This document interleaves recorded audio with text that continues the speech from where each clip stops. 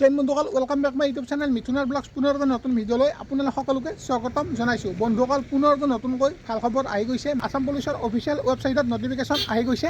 অসমৰ প্ৰত্যেকখন ডিষ্ট্ৰিক্টৰ ল'ৰা আৰু ছোৱালী এই পদবিলাকত এপ্লাই কৰিব পাৰিব। এই পদবিলাকত ফিজিকেল টেষ্টটো কম হৈছে, মানে ফিজিকেল টেষ্টটো ইয়াতে ইমান বেছি টাফ নহয়, মানে 1600 মিটাৰ ৰানিং কৰিলে ইয়াতে হৈ যাব। কোৱালিফিকেশ্যন কিমান লাগিব, বয়সৰ সীমা কিমানৰ পৰা কিমানলৈকে দিছে, কোনটো বিভাগত কিমান পোষ্ট মুকলি কৰা হৈছে, টোটেল পোষ্ট কিমান মুকলি কৰা হৈছে, সকলোবিলাকৰ ডিটেইলছ আপোনালোকক এই ভিডিঅ'টোৰ জৰিয়তে ষ্টেপ বাই ষ্টেপ জনাব বিচাৰিছোঁ। গতিকে ভিডিঅ'টো কোনো স্কিপ নকৰাকৈ একদম শেষলৈকে চাই থাকিব। আৰু যদিহে আপোনালোকে আমাৰ চেনেললৈ প্ৰথমবাৰ কাৰণে আহিছে বা কোনোবাই নতুনকৈ ভিজিট কৰিছে, তেতিয়াহ'লে চেনেলটো ছাবস্ক্ৰাইব কৰি লওক, কাৰণ এনেকুৱা ধৰণৰ ইনফৰমেশ্যন ৰিলেটেড চাকৰি খবৰসমূহ আমাৰ চেনেলত আগতীয়াকৈ পাই থাকিব।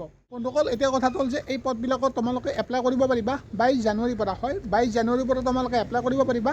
এপ্লাই লাষ্ট ডেট তোমালোকৰ 22 ফেব্ৰুৱাৰীলৈকে এপ্লাই কৰি থাকিব পাৰিবা। এই পদবিলাকত কোনো ধৰণৰ এপ্লিকেশ্যন ফিজ কাটিব নালাগে। তাৰপিছত কৰিছোঁ details of vacancy jail warder. বন্ধুসকল ইয়াতে টোটেল ভেকেঞ্চি 138টা ভেকেঞ্চি দেখিবলৈ পাব।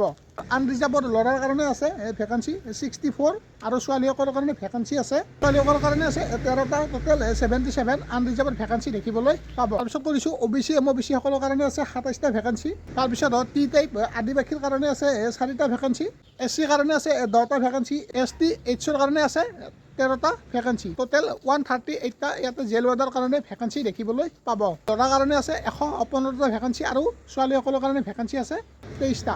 বন্ধুসকল এতিয়া কৰিছোঁ জেল ৱাৰ্ডাৰৰ কাৰণে বয়সৰ সময়সীমা 18 বছৰ হ'ব লাগিব মিনিমাম, আৰু মেক্সিমাম 40লৈকে আপোনালোকে এই পদবিলাকৰ কাৰণে এপ্লাই কৰিব পাৰিব। আৰু লগতে এজ ইলেকশ্যন দিয়া হৈছে ST SC STP সকলৰ কাৰণে 5 বছৰ, আৰু যিসকল কেণ্ডিডেট OBC MOBC হয় তেওঁলোকৰ কাৰণে 3 বছৰ এজ ইলেকশ্যন দিয়া হৈছে।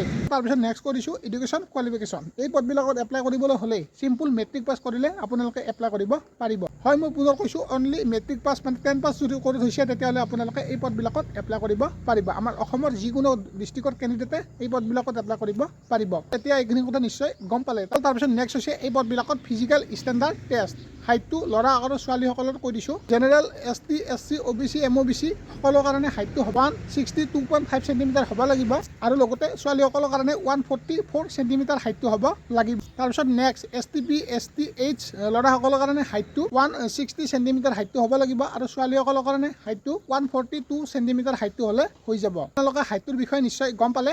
চেষ্টটো অনলি ল'ৰাসকলৰ কাৰণে জোখা হ'ব। ইয়াতে চেষ্টটো 81 হ'লে হৈ যাব ল'ৰাসকলৰ। এতিয়া এইটো বিষয়ে আপোনালোকে নিশ্চয় গম পালে বন্ধুসকল। তাৰপিছত নেক্সট আপোনালোকৰ মেডিকেল এক্সামিনেশ্যন টেষ্ট অনুষ্ঠিত হ'ব। মেডিকেল এক্সামিনেশ্যন টেষ্ট কোৱালিফাই কৰাৰ পিছত আপোনালোকৰ অনুষ্ঠিত হ'ব ফিজিকেল ইফিচিয়েঞ্চি টেষ্ট। ফিজিকেল টেষ্টত ল'ৰাসকলৰ কাৰণে মাৰ্ক থাকিব 40 মাৰ্ক, আৰু লগতে ছোৱালীসকলৰ কাৰণে মাৰ্ক থাকিব 40 মাৰ্ক। ৰানিং হ'ব 1600 মিটাৰ, আৰু টাইমিং দিয়া হ'ব 7 মিনিট, মানে 7 মিনিট 30 ছেকেণ্ড। যিমান আপোনালোকে আগত মানে ফাৰ্ষ্টতে সোমাব পাৰে তো সিমানে আপোনালোকৰ বেনিফিট হ'ব। ফিজিকেল টেষ্টত ক'ত কিমান কি হয় এইটো স্ক্ৰীণত দেখাই দিছোঁ আপোনালোকে, এই নটিছত মানে স্ক্ৰীণত দেখাই দিছোঁ, আপোনালোকে ভালদৰে চাই ল'ব। যদি আপোনালোকে ইয়াৰ প্ৰতি ইণ্টাৰেষ্ট হয় বা এপ্লাই কৰিম বুলি ভাবিছে তেতিয়াহ'লে এই পদবিলাকত এপ্লাই কৰিব পাৰিব।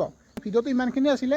যদি ইয়ালৈকে চাই আছে এটা লাইক কৰক, আৰু যিমান পাৰে সকলো মানুহৰে শ্বেয়াৰ কৰক, যাতে এই ভাল খবৰ এই আপডেটটো সকলোৱে গম পায়।